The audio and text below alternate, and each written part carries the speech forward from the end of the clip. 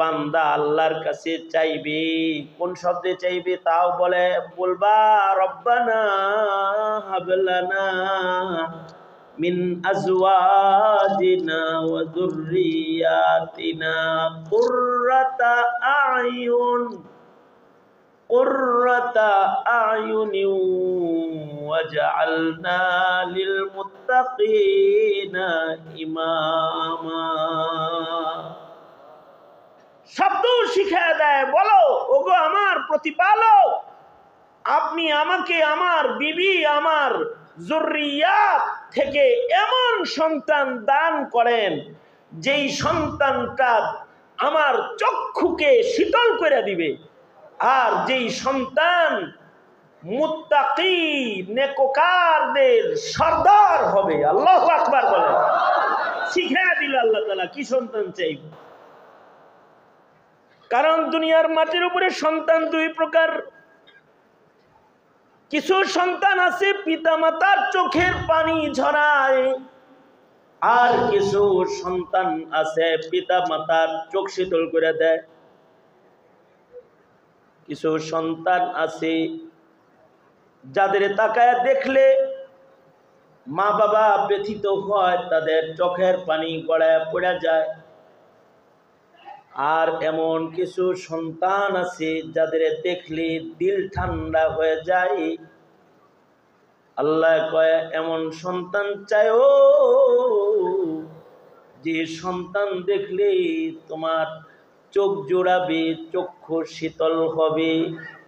হাবলানা মিন আজওয়াজিনা ওয়া যুররিয়াতিনা কুররাতা আয়ুন ওয়াজআলনা লিল মুত্তাকিনা ইমামা। শুধু চোখ জোড়াবে তা না, আমার সন্তানটা যেন পৃথিবীতে নেককার মুত্তাকিদের সর্দার হয়, লিডার হয়, যেন এই দোয়া করো, এইভাবে চাও আমার কাছে। আল্লাহ পাক চাওয়া শিখাইল। কারণ নাপাক সন্তান যদি আসে, দুষ্ট সন্তান যদি নসলে আসে, ভ্রষ্ট সন্তান যদি কারোর নসলে জন্ম হয়, তাহলে এই সন্তান দেখে মা বাবার চোখ খালি কান্দে, চোখ ঠান্ডা হয় না, চোখের পানি ঝরতে থাকে। সন্তান দুই প্রকার। এক প্রকার হলো নেককারদের সর্দার হয়, নেককার হয়, নেককারদের সর্দার হয়। আর কিছু সন্তান আছে এগুলো বদকার হয়, কেউ বা বদকারদের লিডার হয়ে যায়। চান্দাবাজদের লিডার হয়, খুনিদের লিডার হয়, সন্ত্রাসীদের লিডার হয়, স্মাগলারদের সর্দার হয়, জালেমদের সর্দার হয়, জালেমদের সর্দার হয়। এরকম সন্তান হয়।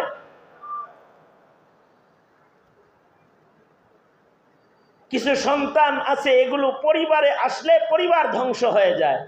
কিছু মানুষ আছে, সন্তান আছে এগুলো সমাজে এক একটা জন্ম নিলে সমাজ বরবাদ করে ফেলায়।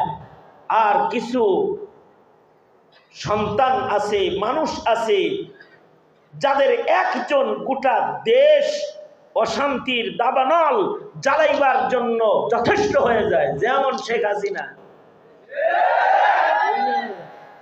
একটাই যথেষ্ট, একটা তারাই দিছে, মারামারি কাটাকাটি ধর্ম বিরোধিতা শৃঙ্খলা এসে গেছে, এগুলো বন্ধ হয়ে গেছে। একটা সন্তান অনেক সময় জাতি ধ্বংস হওয়ার কারণ হয়ে যায়, জাতিকে মূর্খ বানায় ফেলেছে। 16 বছর ভরে জাতিকে ট্রান্সজেন্ডার শিখাইছে, গোমাতা শিখাইছে, সমকামিতার উৎসাহ দিয়েছে, আর পূজায় যাওয়ার ফজিলত বর্ণনা করেছে। এ কারণে হাসিনার সময়ে পূজায় যত মানুষ গেছে, এ ফজিলত বলার লোক নাই, তো এখন পূজায় লোক কম। আওয়ামী লীগের আমলের পূজায় লোক বেশি ছিল, কারণ ওই যে বলছে যে ইবাদত যার যার উৎসব। নাউজুবিল্লাহ, আওয়াজ করে বলেন নাউজুবিল্লাহ। তাহলে দোয়া করতে হবে, ও আল্লাহর সর্দার দিও, নেককারদের সর্দার। আপনারা যারা আছেন, হায় হায় হায় হায়, এত কথা কোন গে? বসেন, আমার ফ্যান লাগবো না, আমার কথা শুনেন, আমার ফ্যান লাগবো না। নড়াচড়া করলে টাইম হইলো মাত্র আছে আর 20 মিনিট লাগিয়েছেন।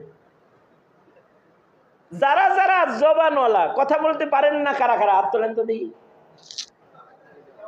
কথা বলতে পারেন না, বুবা আছেন কেউ? এনে আওয়াজ দিতে পারেন না, আওয়াজ বন্ধ কেউ আছেন? যে জোরে আওয়াজও দিতে পারেন না, হাক ডাক দিতে পারেন না, আছেন? বোঝা যায় তাহলে হাক ডাক দেওয়া লোক সব এখানে এবং কথা বলনেওয়ালা লোক সব এখানে। তাহলে আল্লাহর সাথে একটু কথা কন, আমার সাথে আওয়াজ করে একটু জোরে জোরে বুবার মতো মুখ বন্ধ না রেখে জবান খুলে আমার সাথে দোয়াটা পড়েন। রব্বানা হাবলানা মিন আজওয়াজিনা ওয়া যুররিয়াতিনা কুররাতা আয়ুন ওয়াজআলনা লিল মুত্তাকিনা ইমামা। যাদের মুখস্থ আছে তারা প্রতি নামাজের পরে পড়বেন। যদি কেউ প্রতি নামাজের পরে পড়ে, হয়তো তাদের সন্তানদের ভেতরে আল্লাহ তাআলা চোখ শীতলকারী সন্তান তারা দিয়ে দিবে। যদি তা না হয়, কমাস কম নাতিবতির বিধি দাদার দোয়ার বরকতে হাফেজ আলেম হয়ে যাবে। যদি তাও না হয়, কমাস কম দেখা যাবে পুতির ঘরের পুতির ভেতরে বড় আলেম চলে আসছে। নেক মানুষের ঘরে কয়েক পুরুষ পড়ো, বিশ্বজয়ী মানুষের আগমন কখনো কখনো হয়ে যায়। গোয়ালিনীর ঘরের নসল কয়েক পড়ে যায়, উমর ইবনে আব্দুল আজিজ জন্ম হয়ে গেছে। নেক দুয়ার নেককারীর নসলের ভেতরে মহান আল্লাহ নেককার সন্তান পাঠায় দেয় দুয়ার বরকত। আল্লাহর কাছ থেকে পাওয়ার আশায় প্রতি নামাজের পরে আল্লাহর ভাষায় আল্লাহর কাছে চাইবেন। যাদের দোয়া মুখস্থ নাই তারা চাওয়া বাদ দিবেন না, কারণ মহান আল্লাহ আপনার মুখের ভাষাও বুঝেন। আপনার জবানি আপনি বাংলায়ও আল্লাহর কাছে নেক সন্তান চাইবেন। এমন সন্তান দে মাওলা, এমন সন্তান দে, কামাই খাওয়ার আশা নাই, মইরা গেলে দোয়া করবে যে। রবের কাছে বলতে হবে, এমন সন্তান দে মাওলা, এমন সন্তান দে, কামাই খাওয়ার আশা নাই, আমি মরে গেলে দোয়া করবে যে। নিজের বাংলা ভাষাও যদি কেউ আল্লাহর কাছে চায়, সেটা আল্লাহর কাছে পছন্দের। কারণ সন্তানটা যদি নেক হয়, তাহলে পিতার জন্য এই সন্তানটা দুনিয়া ও আখিরাতের বরকতের কারণ। নেক সন্তানকেই সন্তান হিসাবে গণনা করা যায়, বদ সন্তানকে সন্তান হিসাবে গণনা করলেও মুসিবত আছে।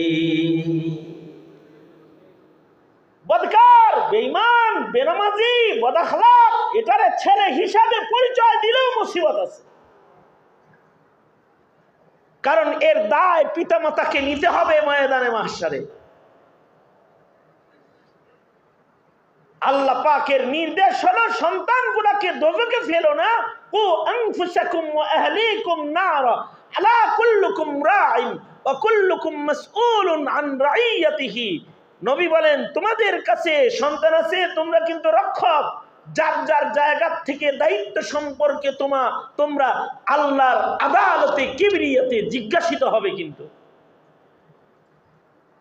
এ কারণে চালাকরা বদকাররে সন্তান গণেও না। এক হাজী সাহেবের সাথে মক্কাতুল মুকাররমাতে মোলাকাত, একই রুমে থাকি, তার মেয়ের জামাই পাশের রুমে থাকে। ফল টল কাইটা নাস্তা বানি লয়া নিজের শ্বশুর আব্বারে খাওয়াইতে জামাই ভেতরে ঢুকছে, জানে আমিও আসি, আমারও খাওয়াইব। নাস্তা নাস্তা লইয়া রুমে আইছে। শ্বশুর নিজের মেয়ের জামাইয়ের সাথে আমারে পরিচয় করায় দেয়, হুজুর এইটা আমার ছোট মেয়ের জামাই। আমি তাকায়া চায়া দেখি যে ইনি সুন্নতি লিবাস, সুন্নতি পাগড়ি, সুন্নতি দাড়ি, সুন্নতি আকৃতি, এই যে দেখাই আমার ইয়াকিন হইছে মাশাআল্লাহ কোন মাদ্রাসার শাইখুল হাদিস হবে হয়তো। তা আমি ডরে ভয়েই জিজ্ঞেস করছি, ভাইজান কোন মাদ্রাসার খাদেম? এই কথা বলতেই উনি মাথাটা নিচের দিকে শর্মিন্দা হয়ে বলে, হযরত আমি ইঞ্জিনিয়ার, আমি মাদ্রাসায় পড়ি নাই, আমি আলেম না। দাওয়াত ও তাবলীগের নিসবতে আর আল্লাহ ওয়ালাদের সোহবতে আল্লাহ তাআলা আমার এই রংটা দান করছেন, এটা আসল রং না, এটা নকল। এই কথা বলছে আর তার চোখ পানি টলটল টলটল করতেছে। আউয়ালান আমি তার পিঠে হাত দিয়ে তাকে বুকে নিয়ে বললাম, ভয় নাই, আল্লাহর পয়গম্বর সুখবর দিয়ে গেছে, মান তাশাব্বাহা বিকওমিন ফাহুয়া মিনহুম।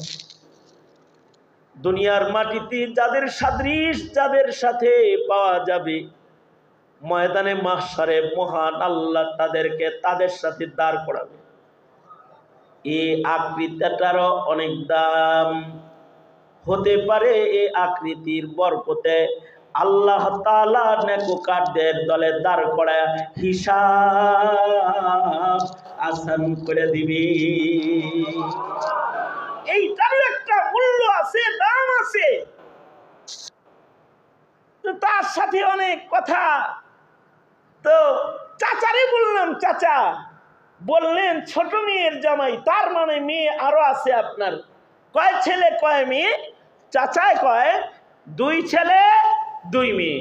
আমি বললাম মাশাআল্লাহ, সব তো এরকম রঙের? কয় আলহামদুলিল্লাহ, সব হালাল হারাম বাচ্চা চলে, পর্দা বসিটা করে, নেককার, সবাই নেকির কাজ করে, আলহামদুলিল্লাহ। এই কথা কয়ে একেবারে দিল ঠান্ডা হয়ে গেছে। মেয়ের জামাই আমার কানে কানে কয়, মিথ্যা কথা বলছে আব্বা, আব্বা 3 ছেলে 2 মেয়ে, 5টা, একটা পান্তা কইছে। আমি বললাম, চাচা আপনি আপাতত কোথায় আছেন জানেন? এখন যেখানে আপনি আছেন এটা হলো পৃথিবীর শ্রেষ্ঠ জমিন মক্কাতুল মুকাররমা, কাবা ঘরের খুব কাছাকাছি আছেন। এখানে কোনো নেকির কাজ করলে আল্লাহ পাক লক্ষ গুণ সব দান করে। সুবহানাল্লাহ, লক্ষ গুণ হয়। এটা মিছা কথা বললেও কিন্তু খবর আছে। ছেলে না আপনার 5টা 4টা কোন কেরে? খোদার ঘরের পাশে মিথ্যা কথা বলতে দিল কাবে না আপনার। আল্লাহওয়ালাদের সোহবতের বরকতে তার জবানে বড় নূর, বড় রং, আলাদা রং। সে বলে আপনাদের মুখে শুনেছি, নূহ পয়গম্বর যখন নিজের ছেলেটারে ডাকতেছিল, ও আমার ছেলে যাস না, আয় আয় নৌকায় চর, আমি আল্লাহর পয়গম্বর, আযাব আসতেছি কিন্তু প্লাবন আসতেছি, ডুবে মরে যাবি। বাঁচতে চাইলে নাই ওইটা পর নবীর ইলানকে অবমূল্যায়ন করে ছেলে যখন উল্টা পথে চলতেছিল আর পয়গম্বর চোখের পানি ফেলতেছিলেন, মহান আল্লাহ কি তখন বলে নাই, ও পয়গম্বর কেঁদো না, ইন্নাহু লাইসা মিন আহলিক। যে পয়গম্বরের কথা সন্তান শোনে না, অমন সন্তান নবীর সন্তান হিসাবে গণনা না, সে তোমার আহাল না। তারে নিজের ছেলে ছেলে বলে অত ডাকাডাকি তুমি করো না। আল্লাহ তাআলা তো যে সন্তান হিদায়াতের উপরে নয় তাকে আহাল থেকে বের করে দিয়েছে। খোদার ঘরের কাছে বসে বসে যে সন্তানের ঈমান আমল ঠিক নাই, ওস্তাদ যে হুজুর গো ওই সন্তানকে নিজের সন্তান কই না মক্কার জমিনে সাক্ষী বানাইতে আমার ডর লাগে। না জানি হাসরের মাঠে সন্তান সম্পর্কে জিজ্ঞাসা করলে আমি আসামি হয়ে দাঁড়ায় যাই। এ কারণে ভয়ে নিজের সন্তান গণি না। তার মানে হলো সন্তান যদি বদকার হয় তারে গণনা করলেও, সন্তান গণনা করলেও বাবার লস। আর যদি সন্তানটা নেককার হয় তাহলে এমন নেককার সন্তান দুনিয়ায় রেখে গেল বাবার কবরে লাভ। ইযা মাতাল ইনসানু ইনকাতা আনহু আমালুহু ইল্লা মিন সালাস, ইল্লা মিন সাদাকাতিন জারিয়াতিন আও ইলমিন ইউতাফাউ বিহি আও ওয়ালাদিন সালিহিন ইয়াদউ লাহু। একটা নেক সন্তান কেউ রেখে গেল তো কবরে তার সন্তানের কৃত নেকের কাজের অংশ গুরুস্থানে আধার ঘরে ডেলি যাইতে থাকবে। আল্লাহু আকবার বলেন, ডেলি করতে থাকবে। আর যদি সন্তান বদকার হয় তাইলে কবরেও মুসিবত, হাসরে তো মুসিবত আছেই। সন্তানেরাই বলবে আল্লাহ এই বাবা দিন শিখায় নাই, এর আগে ধরো। এ কারণে হযরত থানবী বলেন কপাল পুরা বাবা আছে দুই গ্রুপ আর সফল বাবা আছে এক গ্রুপ। তার মানে বাবা মোট তিন প্রকার। এক প্রকারের বাবা হলো যারা সন্তান জন্মের পরে শুধু সন্তানরে খাওয়ায়া বড় কইরা জমিনে ছাইরা দেয়। এটা কি গাঞ্জুটি হইল নাকি বাবাখর হইল নাকি ইয়াবাখর হইল, বাপের এটা খেয়াল করে দেখার সৌভাগ্য হয় না। আছে না নাই?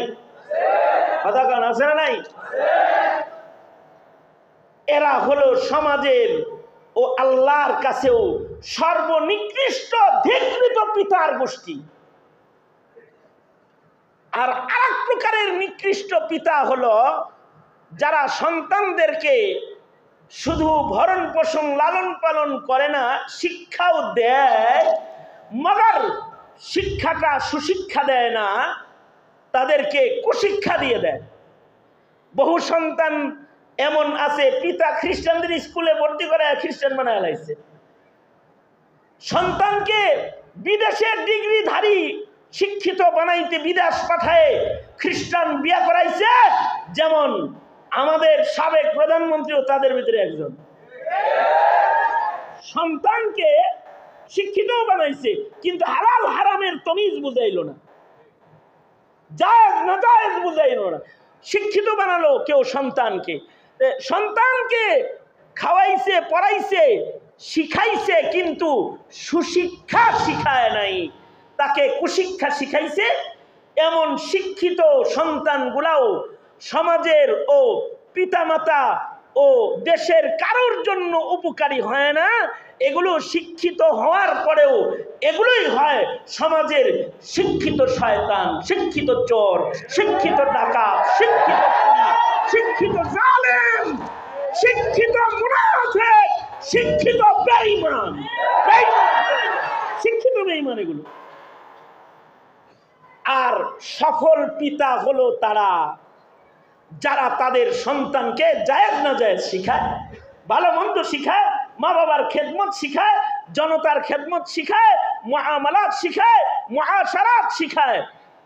এরা হায়াতে বাবা মার চোখ শীতল করে আলায়, কবরে গেলে বাবা মার কবর আলোকিত করে ফেলায়। ময়দানে মাহশারে এরা শাফাআতকারী হয়ে বলবে আল্লাহ বাবা মাকে দাও, তাছাড়া তোমার জান্নাত আমি নেব না, আল্লাহ নেব না, এদের দাও আমার সাথে। এটা হাসরের মাঠে দাঁড়ায় বলবে।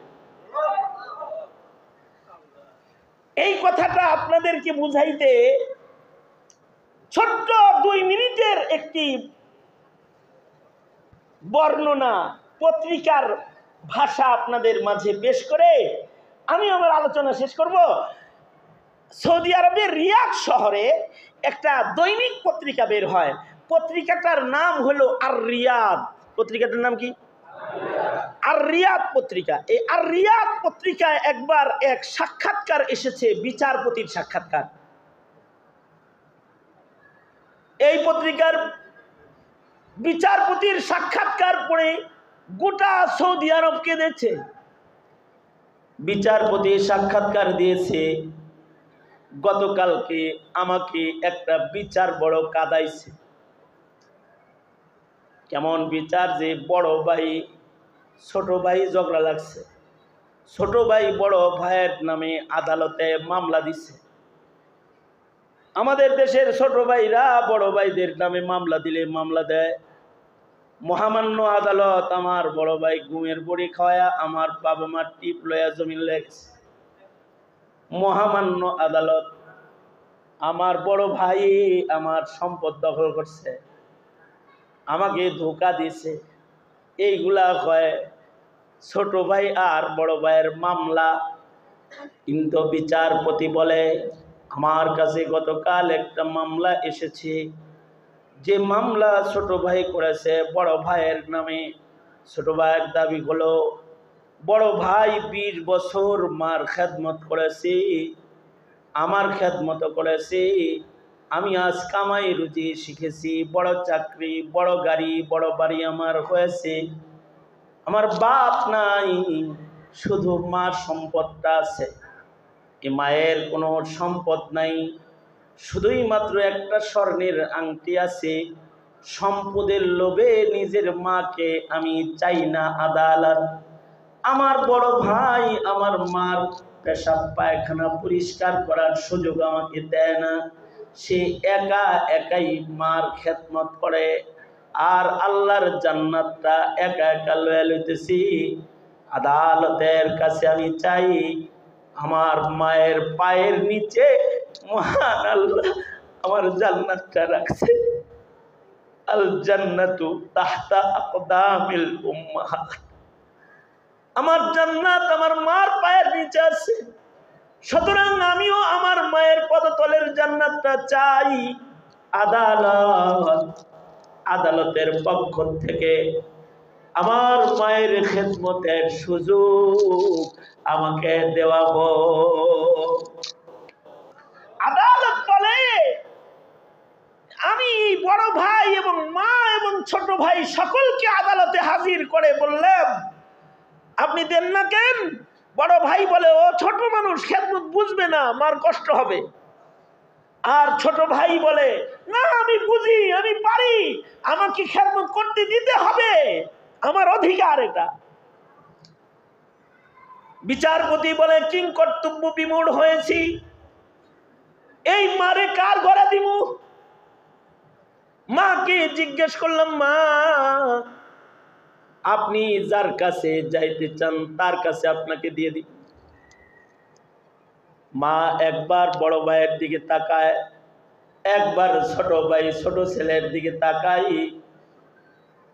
বড় ছেলের দিকে তাকাইলে বড় ছেলে হাত পাইতে রয়েছে। মা কঠিন কালেও কিন্তু আমার ঘরের কথা মানা করো না মা, আমি আমার জীবনের শেষ মুহূর্ত তোমার খেদমতটা তোমার কাছে ভিক্ষা চাই। ছোট ভাইয়ের দিকে তাকায় তো ছোট ছেলে বলতেছে, মা তোমার পায়ের নিচে জান্নাত, আমারে কি তোমার জান্নাতটা দিবা না? পায়ের নিচেটা মা, আমি তোমার খেদমত করতে চাই, আমার কাছে যাবা, আদালতে বলো। আদালত মাকে জিজ্ঞেস করেছে কার কাছে যাবা, মা খালি ছোট ছেলে বড় ছেলের দিকে তাকায় কাঁদে, কিন্তু কোন ছেলের কাছে সে থাকবে এটা বলার ভাষা মায়ের নাই। আদালত মানে আমি জিজ্ঞেস করলাম, বড় ভাইকে জিগাইলাম, তোমার কামাই রুজি কত? সে বলে মাসে এত। তোমার ঘরের রুম কয়টা? এতটা। তুমি অসুস্থ, তোমার বয়স বেশি, তোমার ছোট ভাইয়ের কামাই কত? তোমার কামাই কত? আমার কামাই, তার কামাই 3 গুণ, তার বাড়িও অনেক বড়, সুতরাং তুমি অনেক দিন খেদমত করেছ, তোমার উপরে আদালত রহম করতেছে। অসুস্থ মায়ের খেদমতে অর্থ করি ও প্রশস্ত বাড়ি ব্যবহারের জন্য আপাতত মাকে ছোট ভাইয়ের ঘরে আদালত দিয়ে দিল। বড় ভাইয়ের কামাই রুজি কম, তাই শরীয়তে ইসলামের আদালত তার উপরে রহম করলো। তবে ছোট ভাই, কখনো যদি মায়ের মহব্বতে তোমার বড় ভাই তোমার দরজায় এসে 2-4 দিনের জন্য তোমার মাকে তার ঘরে নিয়ে যেতে চাই, বাধা দিও না, কোলে কইরা মায়ের বড় ভাইয়ের ঘরে দিয়ে আইসো। এমন সন্তান দে মাওলা, এমন সন্তান দে, কামাই খাওয়ার আশা নাই, মইরা গেলে দোয়া করবি জি। মহান আল্লাহ ওই কথাটাই বলেন, আমার কাছে হার বেলায় তোমরা বলবা রব্বানা হাব লানা মিন আজওয়াজিনা ওয়া যুররিয়াতিনা কুররাতা আ'য়ুন ওয়াজআলনা লিল মুত্তাকিনা ইমামা। সাংবাদিক আব্দুর রাজ্জাকের উপরে আমি এতটাই খুশি হয়েছি, আর আসরের নামাজের পরে আমার হাত ধরে বলতেছিল, হুজুর দিল থেকে আমার আলী মুর্তজাকে একটু দোয়া দিয়ে যান, ও যেন আমার পরে আমার নাজাতের কারণ হয়, আমি আর কিচ্ছু চাই না, এই কথাটাই বলেছে। হাফেজ কোরআন সন্তান মাদ্রাসায় পড়তেছে, দোয়া করুন ছেলেটাকে আল্লাহ তাআলা আলেমে রব্বানি বানায়, সবার ঘরে আল্লাহ নাজাতের উপযুক্ত সন্তান দিয়ে দেয়। জোরে বলেন আমিন। আলহামদুলিল্লাহি রাব্বিল আলামিন, والصلاة والسلام على سيد الأنبياء والمرسلين محمد وعلى آله وأصحابه أجمعين।